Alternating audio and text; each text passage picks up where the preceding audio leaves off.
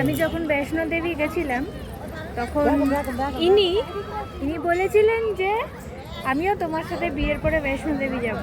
হায়দ্রাবাদের বিড়লা মন্দিরে হালকা একটু খারাপ রাস্তা উঠতে হয়, সেখানে উঠেই মহারাজের এই অবস্থা। কি অবস্থা?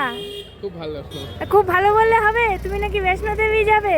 আরে ঠিক আছে, হ্যাঁ হ্যাঁ, ওরম বললে হবে? এখনই নাকি পায়ে টান ধরে যাচ্ছে। দেখলেন তো অবস্থা।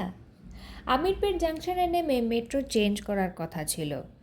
প্ল্যাটফর্মে যাওয়ার আগে এক বাটি আইসক্রিম খেয়ে নিলাম ব্যাস্কিন রবিন্স থেকে। আমি আগে কোনো দিন ব্যাস্কিন রবিন্সের আইসক্রিম খাইনি।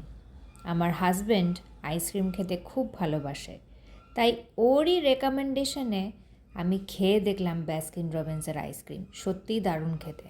বিশ্বাস করুন, বিয়ের আগে আমি একদম মিষ্টি খেতাম না।